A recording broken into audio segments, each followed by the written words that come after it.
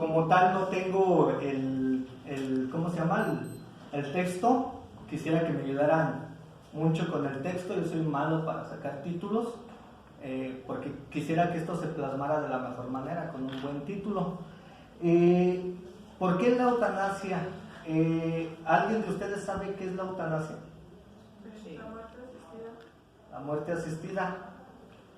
Bueno, la eutanasia es el bien morir, ¿sí? Morir con dignidad.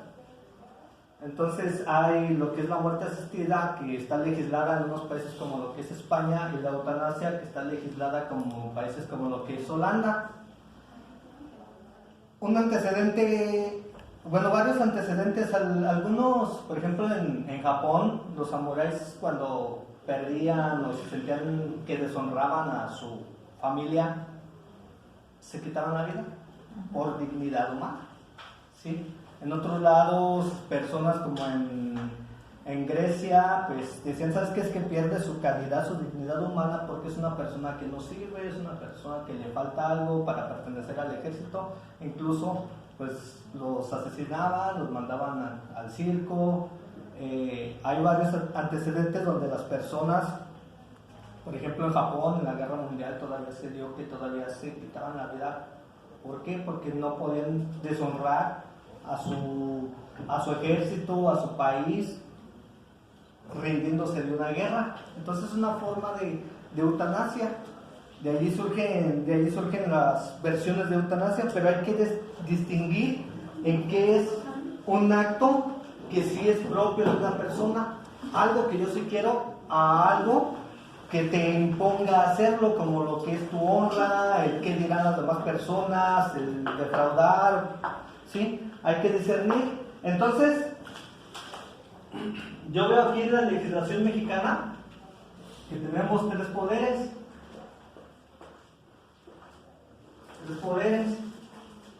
Está el ejecutivo, el legislativo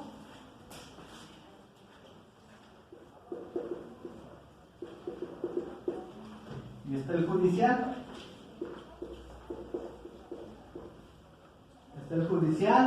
Entonces nosotros usamos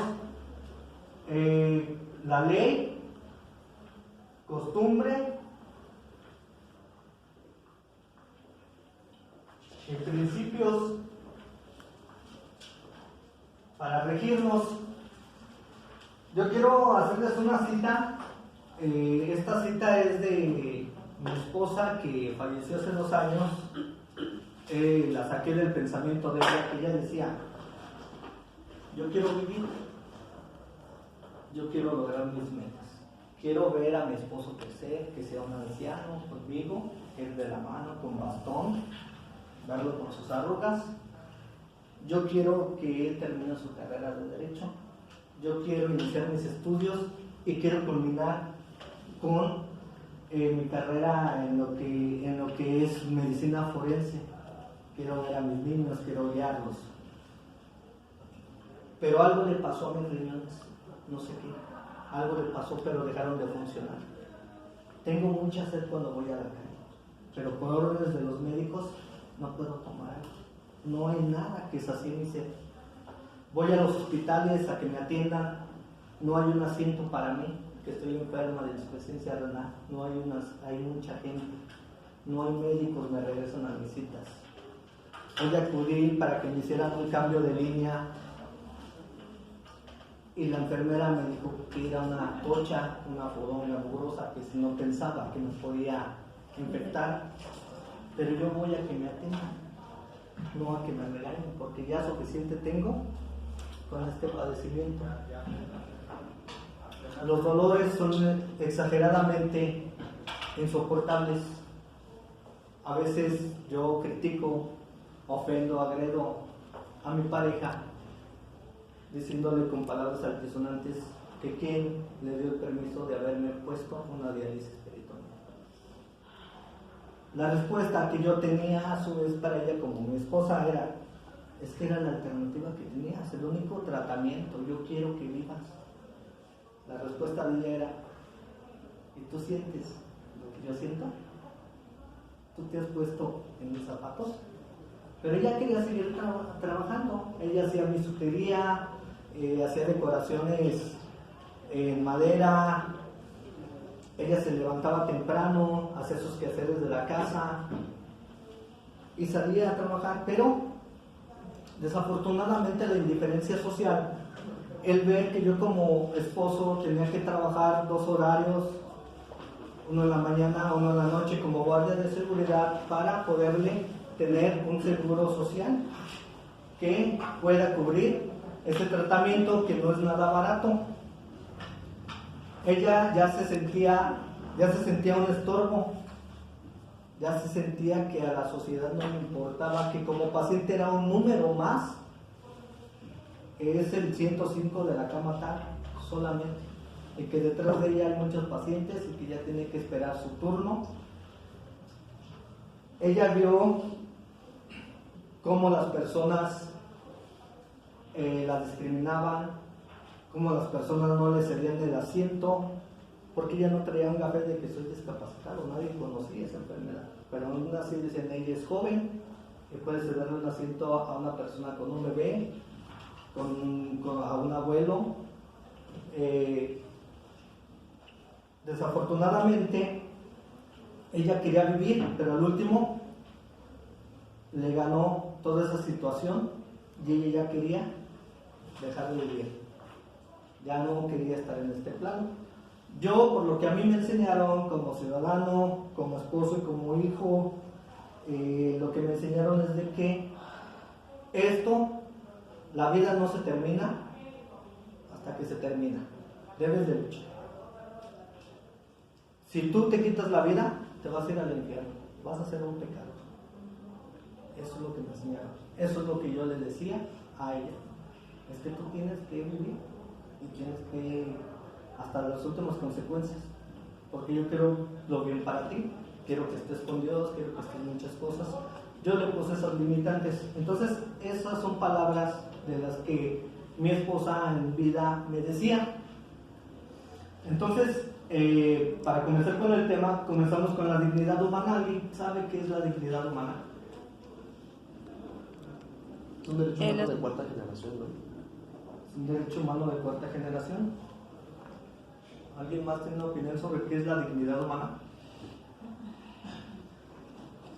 La dignidad humana en sí es nuestra esencia misma como seres humanos, ¿sí? Es nuestro desarrollo psicológico. Nosotros, según Sigmund Freud, nacemos neutros, sin bien ni mal. No tenemos ningún conocimiento más que el para alimentarnos, el para supervivencia, pero también dice que también nosotros tenemos lo que es tánatos y eros, que es la parte de vida y la parte de muerte. Nosotros somos susceptibles a quitar la vida por una supervivencia humana. Entonces, la dignidad humana es aquella inherente a nosotros como seres humanos que nos da una personalidad y debe ser respetada. Si mi dignidad humana me dice, ¿sabes qué? A mí me gusta verme muy bien, me pinto el pelo morado, me tapo la mitad de los ojos, y me gusta hablar no en dialecto jurídico. Entonces, si una persona me dice, pues es que ya estás grandecito, ¿no? Para estar vistiéndote de esa forma, vas a ser abogado, tienes que tener un mejor léxico. Pero ¿qué estás haciendo? Lo mismo que comentó la maestra. Estás violando un derecho mío, esa es mi personalidad humana y la tienes que respetar. Entonces, si yo me viera inmiscuido en un tema como el que pasó con mi esposa, pues mi dignidad humana, ciertamente yo no pediría que me dializaran. Yo no aceptaría un tratamiento así. ¿Por qué? Porque yo siempre he pensado ser una persona autosuficiente, que dependa de mí, no causarle lástimas a nadie, ni que nadie me regale un taco por lástima porque estoy enfermo. Entonces para mí sería indigno. Entonces allí sería mi dignidad humana. Bueno, yo lo que les dejé en el tema son varias leyes, lo que son las leyes en las que me fundo, ¿sí? En el sistema penal Nadie puede asistirle a alguien a un suicidio, está penado. ¿Sí? Nadie puede provocarle la muerte a una persona, aunque esta persona te diga, ¿sabes qué? No aguanto, mátame. Nadie, es un delito y te van a juzgar. Entonces, volviendo a esto, nos vamos a quedar ahorita con lo que es el Ejecutivo. Allí también puse algunos artículos de la Constitución Mexicana, que es el cuarto, que todos tienen derecho a la salud, y también en su parte orgánica la parte del Ejecutivo, y también viene las obligaciones del servidor público. Bueno, el Ejecutivo está presidente de la República y luego vienen sus secretarías. Una de ellas es la de salud. Luego viene otra derivada de ahí, que es el ISSSTE y el IMSS. Vienen esas dos, pero todas vienen fundamentadas con el artículo 4 constitucional, que todos tenemos derecho a la salud y que el Estado nos va a proporcionar esa salud. Les pregunto a quién se le llega a Guanajuato, si cumple con esos requisitos el Hospital General, el IMSS o el ISSSTE, ¿a quién se le llega? ¿Si cumple con esos requisitos? En la estructura sí cumple con los requisitos, ¿sí? Cumple con todos los requisitos porque es la forma, como decían hace rato, para aprobar una ley debe de tener ciertos requisitos para que se formule esa ley. Tiene los requisitos, es cierto. Ahora yo les pregunto, ¿qué es una atención digna, eficiente y eficaz? ¿Sí da los hospitales que tenemos aquí, sí cumplen con ese requisito? Eficaz, digna.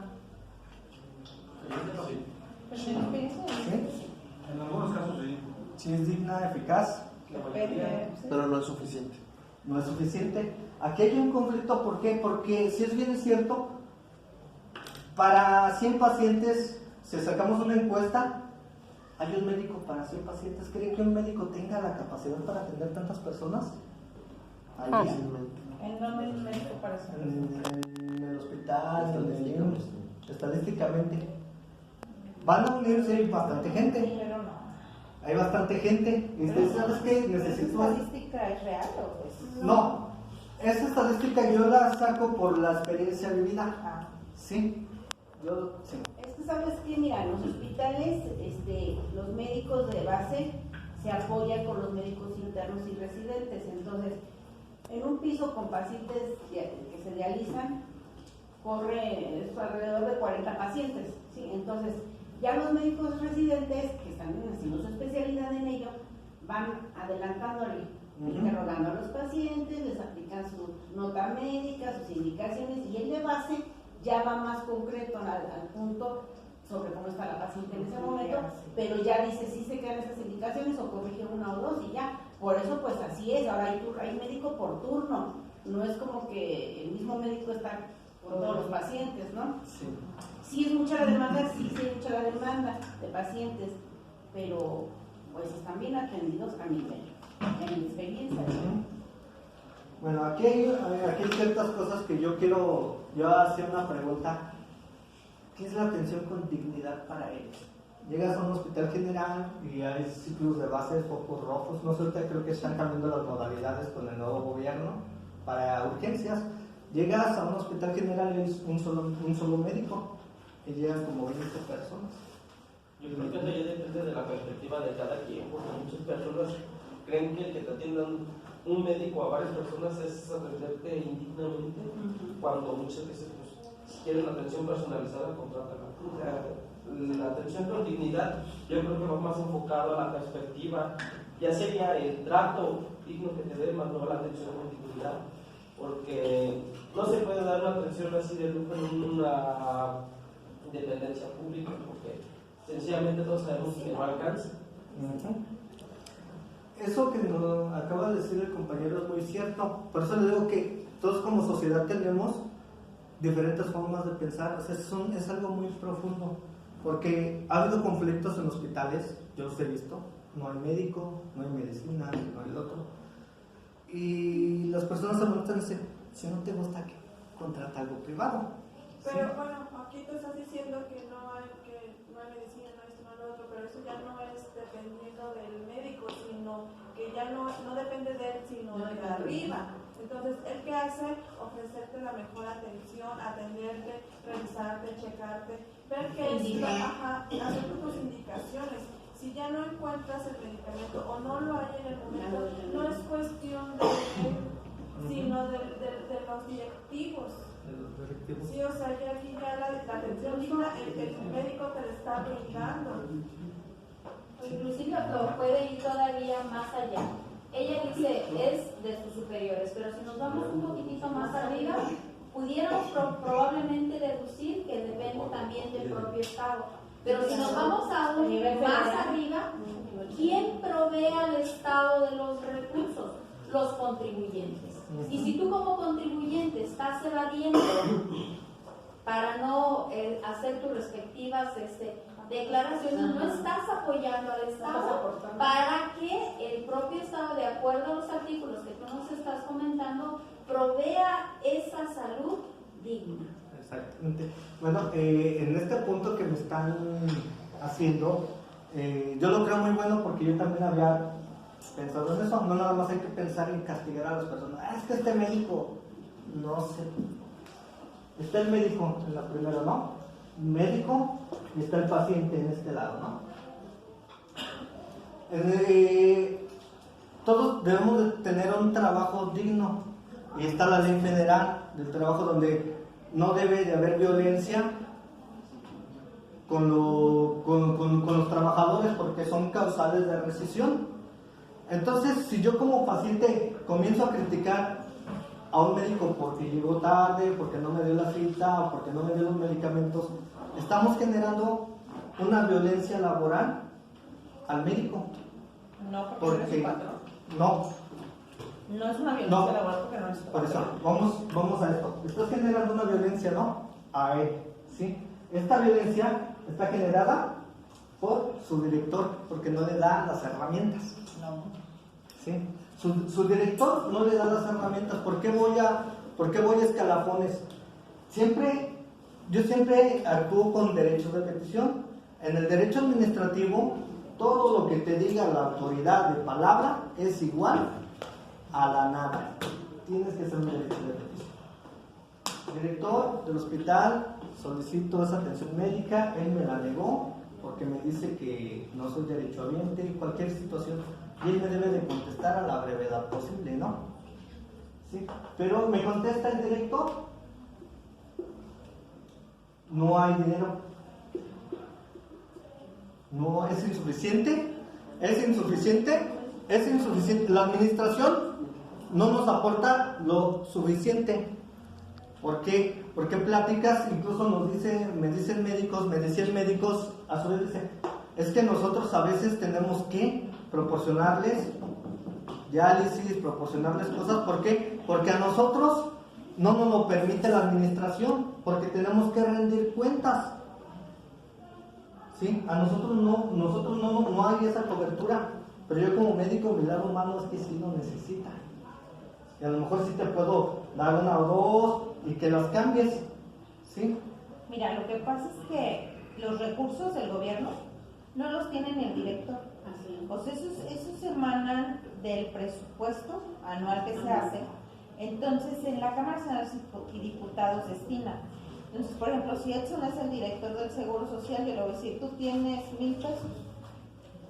No es él quien así lo eligió. Entonces, Esos 100 pesos se reparten en diferentes ya áreas. él sabrá cómo lo va a destinar, porque aparte, le voy a dar los 100 pesos y le voy a decir, esto es para esto, esto es para lo otro, esto es para lo otro. Hay partidas que se llaman en el gobierno.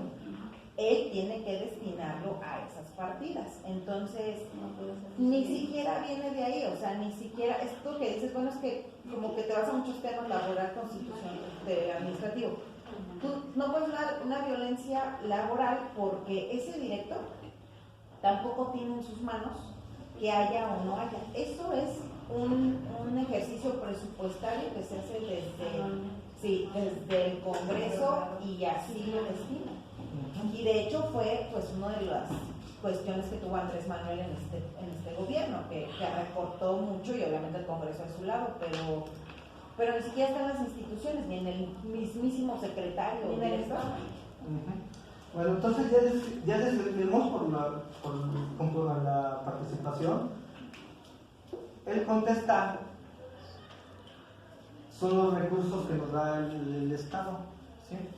Entonces, una contestación tan escueta no se puede dar porque debe ser una contestación clara y lógica a lo que estás pidiendo. Pero ella te va a marcar otra autoridad, que ya puede ser la secretaría.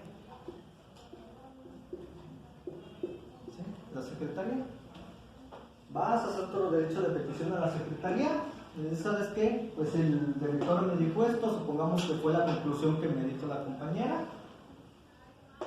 Ya aquí no funciona, tienes que verlo con la otra secretaría que no recuerdo cómo se llama, que es la que se encarga de resolver los conflictos del presidente y de todas las demás secretarías. Entonces ya te va a dar una respuesta. Pero ¿cuánto te tomarías en estar haciendo estos derechos de petición? No se acaba. Jamás. ¿Sí? Bueno, esta es una parte por el lado administrativo. ¿Sí?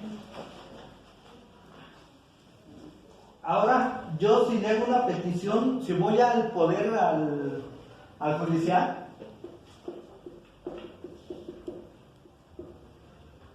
solicito la muerte asistida a una eutanasia, ¿qué cree que me puede decir el MP? No. Pero no se le mete. ¿Sí? Te va a decir, ¿sabes qué? La ley te dice que es imposible. ¿Sí? Que es imposible, además de que el delito se efectuaría hasta que ya estés defunto. Pero como tú eres el que tienes necesidad, no prosperaría, pero tengo la voluntad. El Ministerio Público tengo la voluntad de atentar, de quitar la vida. Pero esto no va nada más con el Ministerio Público, estamos hablando de que el Ministerio Público sigue un ordenamiento y esto viene no solo del Código Penal, sino también de la Constitución.